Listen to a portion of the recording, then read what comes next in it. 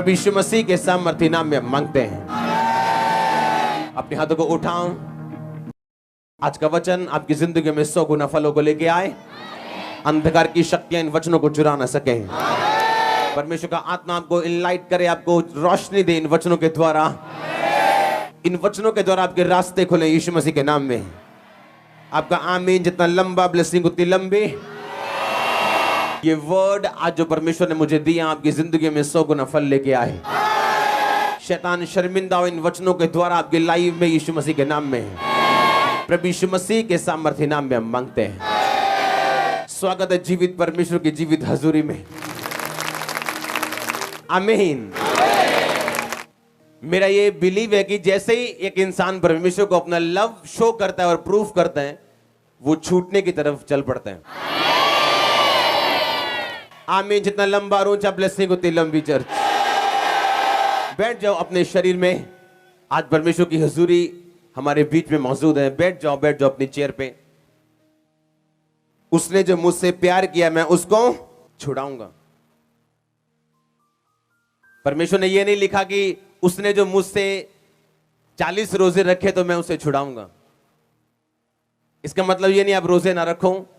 मैंने ऐसे लोगों को भी रोजे रखते देखा है जो बोलते थे 40 रोजे रख के हम नंगे पैर चर्च में आएंगे, अगर परमेश्वर ने सुन ली तो ठीक है, नहीं तो कहीं और चले जाएंगे। ऐसे रोजों से परमेश्वर प्रसन्न नहीं होता। इसलिए उसने ये नहीं कहा कि तू रोजा रख मैं तुम्हें छुड़ाऊंगा, तू प्रेयर कर या तू ये काम कर। उसने कहा जब तू मुझसे प्यार करेगा मैं तुझे क्या करूंगा? छुड़ाऊंगा। जब आप परमेश्वर से स्नेह करते हैं, प्यार करते हैं, तब आपके लिए वही परमेश्वर है, वो आपको चंगा करे या ना करे। आमीन। आप हर परिस्थिति में उसके साथ वफादार रहते हैं, वो आपको हील करे, डिलीवर करे या ना करे। आप जानते हैं परमेश्वर ने आपके लिए अब कुछ भी नहीं करना, बाइबल बताती है। उसने आखिरी शब्द क्रूस पे बोले थे, सब कुछ पूरा हुआ, इट इज फिनिश्ड। यानी मैंने वो सब बना दिया जो आपको चाहिए। आप जानते जब परमेश्वर ने आदम को बनाया, आदम को बनाने से पहले बाइबल बयान करती है कि उसने सारी सृष्टि को, पेड़ों को, जानवरों को, पानी को, बादलों को, हवा को, एटमॉस्फेयर को, वेदर को, सब कुछ बना के फिर उसने आदम बनाया। जो कुछ आदम को चाहिए था परमेश्वर ने सारा कुछ बना दिया था। और जब आदम को हवा की जरूरत थी तो परमेश्वर ने ऐसा नहीं कहा, ओहो आदम मैं भूल गया तेरी औरत को बनाना, आजा दोबारा से मिट्टी गूंथ के मैं बनाता हूं। लिखा उसने आदम को गहरी नींद में डाल के उसके बीच से पसली को निकाल के उसमें मांस भर दिया और वो जीवता प्राणी बन गई और हवा बन गई, औरत बन गई। एक भी चीज परमेश्वर ने बनाई नहीं। जब आदम बना दिया गया उसके बाद एक भी चीज नहीं बनाई। क्यों? क्योंकि परमेश्वर ने सारे इंतजाम आदम के कर दिए थे। आदम की अपनी गलती की वजह से वो परमेश्वर से दूर हुआ।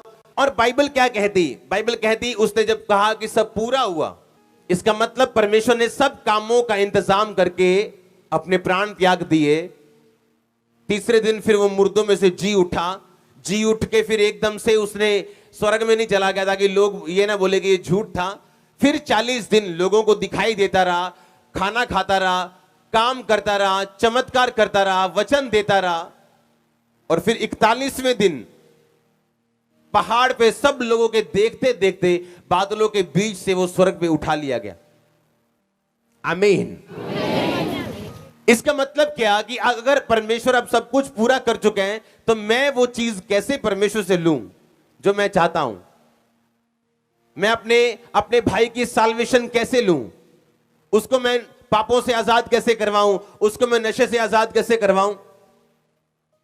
आप जब एक मॉल में जाते हैं, उस मॉल में सब दुकानें होती हैं। उसमें कपड़े की भी दुकान है, उसमें परफ्यूम की दुकान है, उसमें कॉस्मेटिक की दुकान है, उसमें बेडशीट है, उसमें सब कुछ है, दुनिया का हर मटेरियल जो आपको चाहिए। हाँ या ना? पर उसके लिए आपको कहां जाना पड़ेगा? मॉल के अंदर।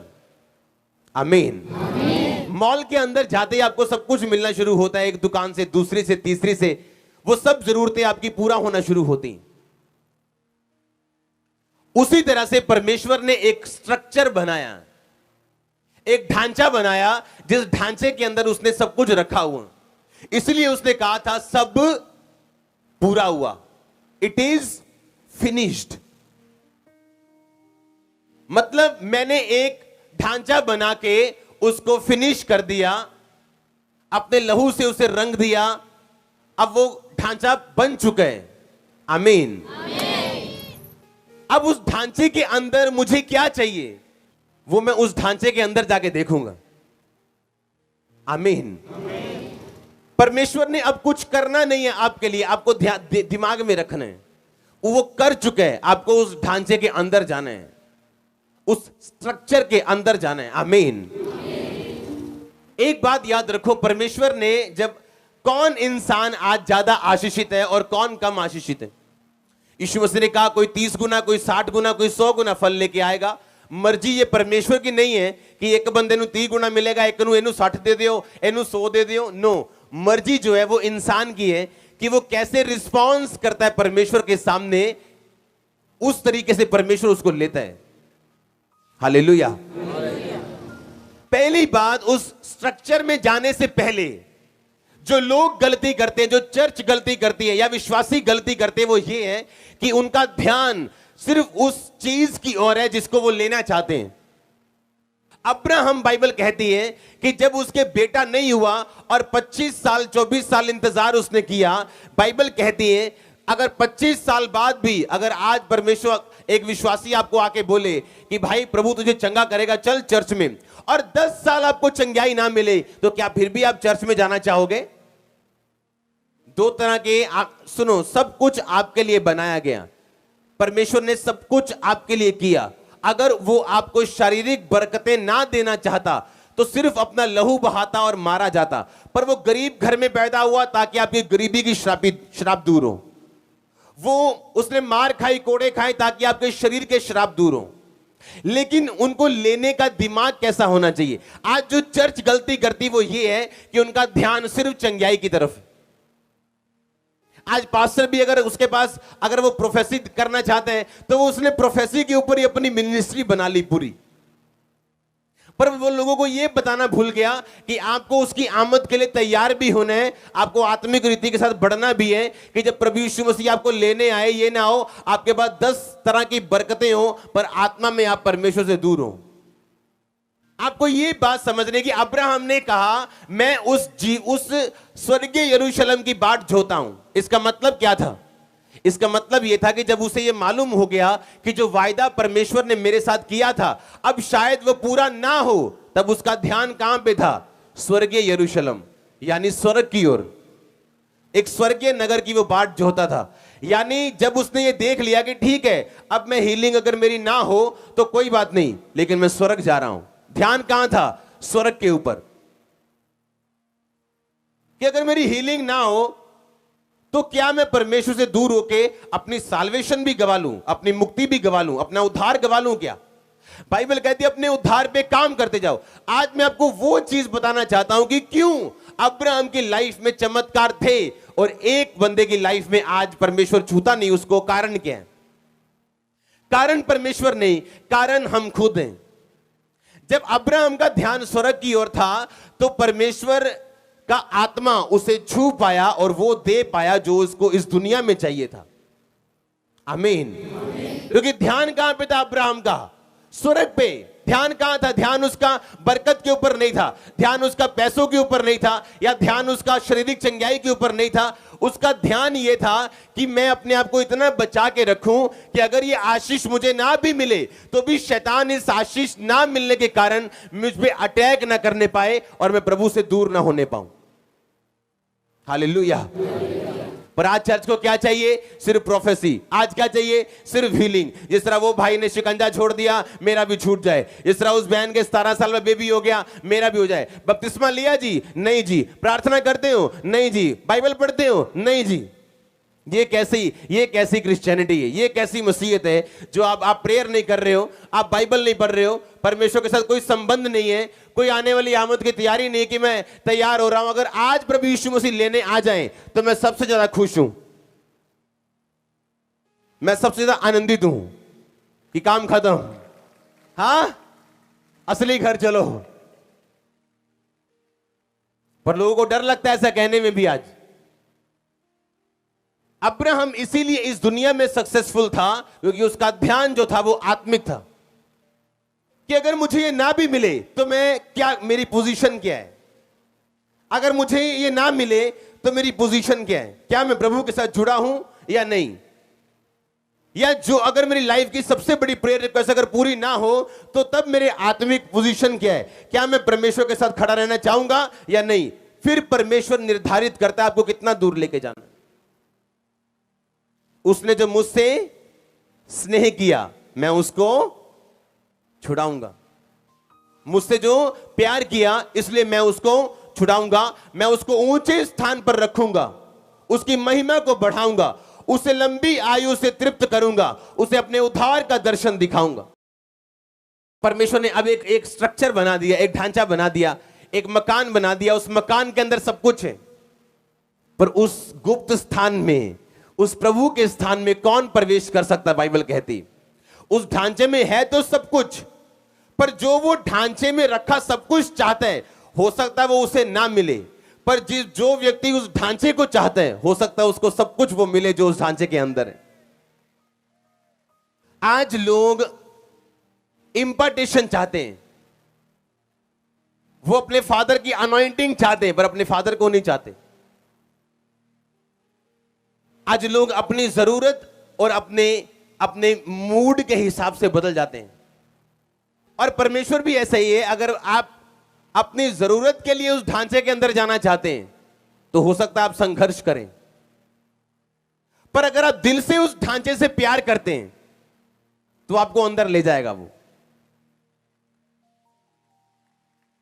पर अगर आपकी आंखें सिर्फ बड़ी बड़ी इसलिए हो चुकी हैं कि उस ढांचे के अंदर बहुत कुछ है, क्योंकि उसको मिला, आपकी आंखों के सामने मिरेकल्स हुए, आपकी आंखों के सामने छुटकारे हुए, आपके पड़ोसी के हुआ, आपके रिश्तेदार के हुआ, आपकी आंखों के सामने हुआ, वो झूठ नहीं था। आपकी आंखें खुली हैं कि मेरी लाइफ में कब, पर उसकी लाइफ में उस ढांचे के अंदर वो सब कुछ मिल सकता है जो उस ढांचे से क्या करता है, प्यार करता है। आप जैसे एक स्ट्रक्चर के नीचे जाते हैं, अब परमेश्वर ने क्या कहा, परमेश्वर ने कहा सुनो, अगर आप क्रिश्चियन हो और आप प्रार्थना कर रहे हो कि परमेश्वर आपके बिजनेस को बढ़ाए, आपकी प्रार्थना 40 साल कबूल नहीं हो सकती जब तक आप टाइदर नहीं है, क्योंकि एक ढांचा है। आप जब ढांचे के अंदर आते हैं, एक स्ट्रक्चर बना दिया परमेश्वर ने कि अगर तुम मुझे ना लूटे और अपनी कमाई से, अपने दशवान से तुम मेरी महिमा करे, तो मैं तुम्हें इतनी बरकत दूंगा कि तुम्हारे रखने के लिए भी जगह नहीं होगी। हां, ऐसे ही है कि नहीं? पर अगर मैं सिर्फ प्रार्थना करूं और उस ढांचे के अंदर ना जाऊं जो परमेश्वर ने एक बनाया मेरे फाइनेंस के लिए, हालेलुया, मैं अपने फाइनेंस के लिए प्रार्थना नहीं करता हूं। अगर करूंगा तो वो 3-4 लाइनों से लंबी नहीं होगी, 5-7 सेकंड से लंबी नहीं होगी। मैं प्रैक्टिकल करने में विश्वास करता हूं जो परमेश्वर ने मुझे उस काम के लिए बोला। आमीन। और जैसे ही आप उस ढांचे के अंदर जाते हैं, आपको मालूम है अपनी हीलिंग के लिए मुझे ये करना है, सबसे पहले मुझे उस ढांचे से प्यार करना है, परमेश्वर से लव करना है, उसके बाद अंदर जाना है, उसके बाद हर एक चीज के लिए एक सिस्टम बना हुआ है। मुझे इंपार्टेशन चाहिए, मुझे अधीनगी करनी, मुझे फाइनेंस में बढ़ना है तो परमेश्वर ने मिनिस्ट्रीज ठहराई, काम ठहराए, जहां आप काम करते हैं परमेश्वर का बोते हैं तो परमेश्वर आपको बढ़ाते हैं। आपको हीलिंग चाहिए, आप हीलिंग मिनिस्ट्री में जाते हैं, आप प्रार्थना करते हैं, उसके कोड़े खाने से मैं चंगा हो चुका हूं, कन्फेस करते हैं, प्रेयर होते हैं, आप हील होते हैं। हर एक चीज के लिए एक ढांचा बनाया परमेश्वर ने। आप इमेजिन करो, आप इमेजिन करो अगर वो अंधा उस रोड पे ना होता, कहीं और होता, तो यीशु मसीह उसे कभी भी चंगा ना करते। हां, और आपने कभी यीशु मसीह को ऐसे चलते नहीं देखा होगा कि यीशु मसीह जा रहे हैं और अंधा बैठा है। आप जानते हैं यीशु मसीह ऐसे बीमारों को चंगा नहीं करते जैसे आप सोचते हैं। अगर कोई अंधा बैठा है तो वो बैठा है, यीशु मसीह से चंगा नहीं कर रहे जब तक उस अंधे ने आके डिमांड नहीं की कि परमेश्वर मुझे छुओ, मैं चंगा होना चाहता हूं। यीशु मसीह ने फिर क्वेश्चन किए, क्या तू विश्वास करता है मैं तेरे लिए ये कर सकता हूं? हाँ, मैं विश्वास करता हूं। ऐसे हीलिंग होती थी। डिमांड करने से, उस ढांचे के अंदर जाने से, जो चीज मुझे चाहिए उस पर डिमांड करने से। आमीन आमीन। आपको अगर कपड़े चाहिए तो मॉल के अंदर एंट्री करने से कपड़े नहीं मिलते, फिर कपड़े की शॉप ढूंढनी पड़ती, वहां जाना पड़ता है, रेट करना पड़ता है, फिर आप लेते हो। हाँ या ना? अगर ज्वेलरी चाहिए तो कपड़े की दुकान पे नहीं मिलती, आपको उसी शॉप पे जाना पड़ता है। हाँ या ना?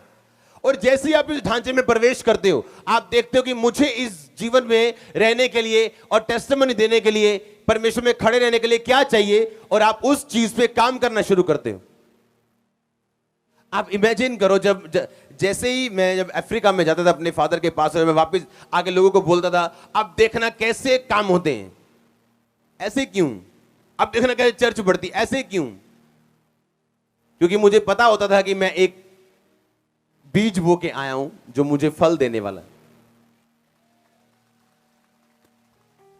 वो मेरा एक 100% कंफर्मेशन होती थी बाइबल के वर्ड की, कि जो मैं बोऊंगा तो काटूंगा। हाँ या ना? हालेलुया। आप जानते हैं एक स्ट्रक्चर, परमेश्वर मैनेज परमेश्वर है, वो अनमैनेज परमेश्वर नहीं, वो एक मैनेज परमेश्वर है। उसने एक ढांचा बनाया और वो ढांचे से वो बाहर नहीं आता। आपके लिए एक स्ट्रक्चर बना दिया, उससे वो बाहर आके काम नहीं करता। अगर आपको अमेरिका की सहूलतें चाहिए तो ग्रीन कार्ड किसका चलेगा? कि इंग्लैंड का चलेगा? हां, अगर इंग्लैंड की सहूलतें चाहिए ग्रीन कार्ड किसका चलेगा? अगर इंडिया में रहना तो आधार कार्ड किसका चलेगा? इंडिया का चलेगा। इंडिया के आधार कार्ड से नेपाल में चले जाओगे, आशीष मिलेगी? वहां के लोग आपको मानेंगे? गैस कनेक्शन देंगे? नहीं, क्योंकि एक ढांचा बना, परमेश्वर ने एक ढांचा बनाया। आप जानते हैं वो ढांचा इतना जबरदस्त और खतरनाक है और इतना आशीषित है, अगर आप वो ढांचे को समझ जाएं, आप सफर नहीं करेंगे अपनी लाइफ में। आप जानते हैं जब मरियम और हारून ने मूसा का विरोध किया, आप जानते हैं वो विरोध सही था, पर परमेश्वर ने मूसा को कुछ नहीं बोला और मरियम को कोड़ी कर दिया। हाँ या ना? क्यों? क्योंकि एक ढांचे के मुताबिक आप में और आपके फादर में हमेशा आपका फादर राइट है। यह ढांचे का एक गुण है। आप में और आपके स्पिरिचुअल फादर में हमेशा कौन राइट है? चाहे आपको लगे आप सही हैं, पर हमेशा सही कौन निकलेगा? आपका फादर। आपके स्पिरिचुअल फादर और परमेश्वर में हमेशा कौन सही निकलेगा? परमेश्वर। और लोग जब, आप जानते हैं शैतान क्यों गिरा? क्योंकि वो परमेश्वर को करेक्ट करने की कोशिश कर रहा था। वो ये बताने की कोशिश कर रहा था परमेश्वर को कि मैं तुझसे ज्यादा अच्छा सोच सकता हूं।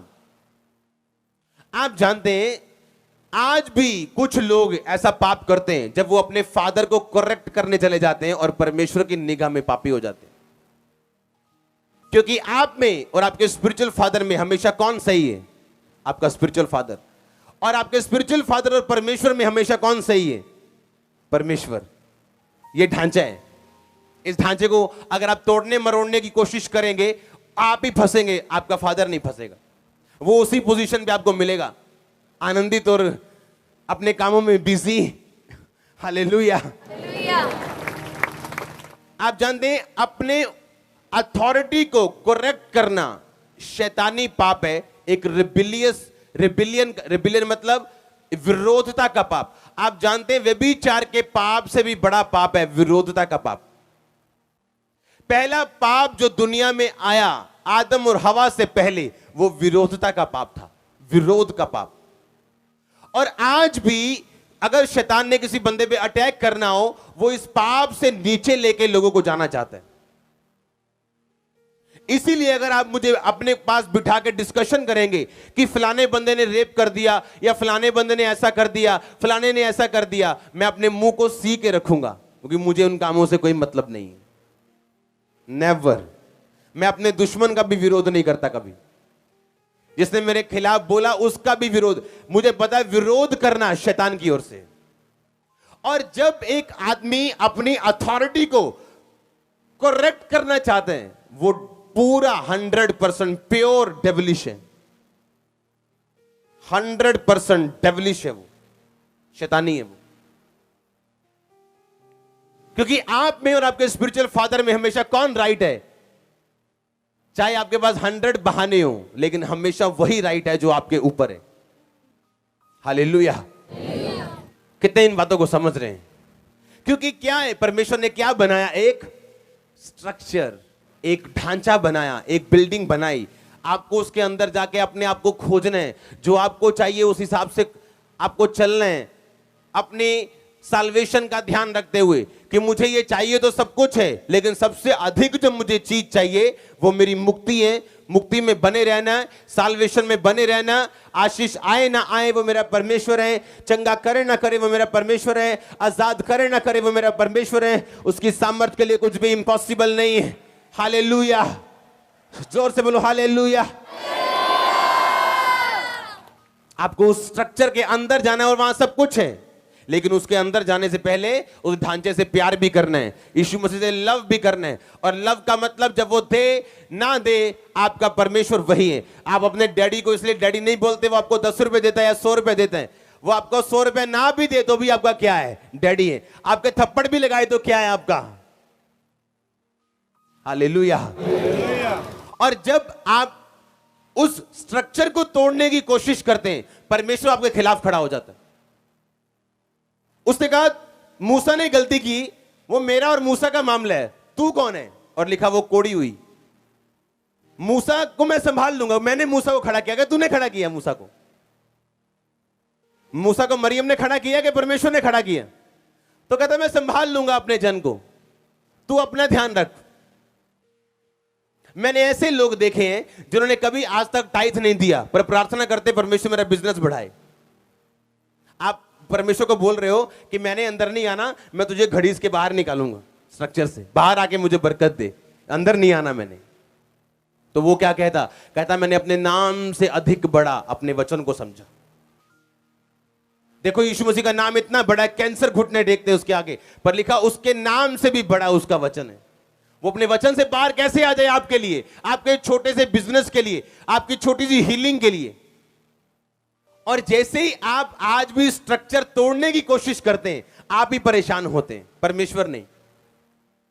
आपको उस ढांचे के अंदर रहना है। हर चीज के लिए परमेश्वर ने एक नियम बना दिया, आपको उस नियम को ढूंढना है, बाइबल स्टडी से, चर्च आके, आत्मा से, प्रार्थना से। और जैसे ही आपको उन चीजों की समझ आती, आपकी लाइफ ब्लेस होना शुरू हो जाती। हालेलुया, जोर से बोलो हालेलुया। आपको क्या करना है? आज से उस ढांचे के अंदर जाना है आपने, लेकिन सबसे पहले उस ढांचे से क्या करना है? प्यार करना है। बिना प्यार उस ढांचे के अंदर जाना मतलब आप लालची हो, आपको सिर्फ उस ढांचे की चीजों से प्यार है, आपको उस ढांचे से कोई मतलब नहीं है। इसका मतलब आपका मन अभी तैयार नहीं है, आप लालची हो, आप सिर्फ सेल्फिश हो और अपना सोच रहे हो, और आपको परमेश्वर से कोई प्रेम नहीं है। अपने पड़ोसी को बोलो ढांचे के अंदर रहे, जो प्रभु ने बनाया उसको मत तोड़, क्योंकि वो तेरी आशीष के लिए है। बोलो बोलो अपने पड़ोसी को, आपको मैं देखना चाहता हूं बोलते हुए आमीन। जोर से बोलो आमीन। हालेलुया। आप जानते हैं जब यहोशू की पुस्तक आप 10 बाब पढ़ते हैं, उस 10 बाब से 1 से लेके 12, 13, 14, 15 जब आप पढ़ते हैं, तो उसमें लिखा कि यहोशू ने सूर्य को बोला तू गिबोन के ऊपर ठहरा रहे, है ना। सूर्य चंद्रमा उसने हिलने नहीं दिए, हाँ या ना। और 4 पहर सूरज एक जगह पे टिका रहा था। आप जानते हैं क्यों? क्योंकि अपने दुश्मन से फाइट करने के लिए आपको रोशनी की जरूरत है। जब आपके लाइफ में रोशनी नहीं है, आप अपने दुश्मन से फाइट नहीं कर सकते। आमीन। अपने पड़ोसी को बोलो तुझे रोशनी चाहिए लड़ने के लिए, और तू जीतेगा जब रोशनी में लड़ेगा। आमीन। कैसे जीते हो आप? जब आप रोशनी में लड़ते हो।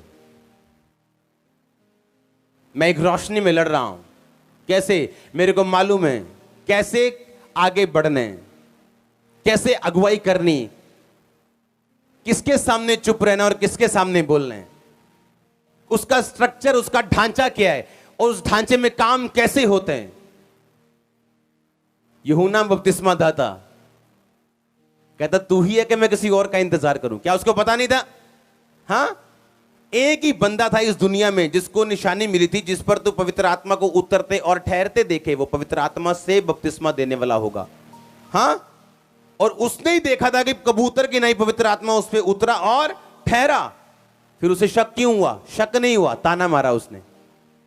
उसके अंदर गुस्सा था कि मैंने प्रभु को बपतिस्मा दिया, मुझे छुड़ाने नहीं आ रहा वो। तो यीशु मसीह ने क्या किया? छुड़ाया उसको। छुड़ाया? हां, छुड़ाया कि नहीं? क्यों? क्योंकि वो अपने ढांचे से बाहर आके काम नहीं करता। आप कुड़कुड़ाएंगे, वो आपकी लाइफ में काम नहीं करता।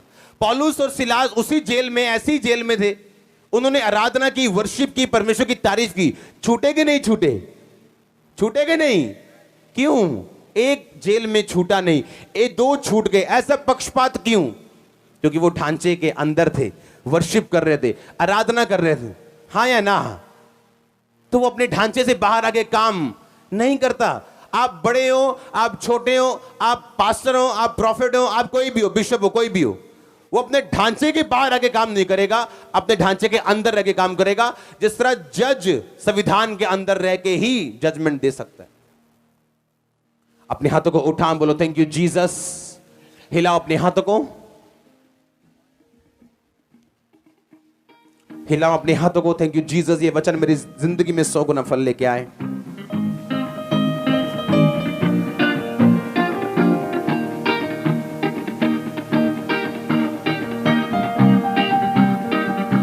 हिलाओ अपने हाथों को, थैंक यू जीसस बोलते हुए।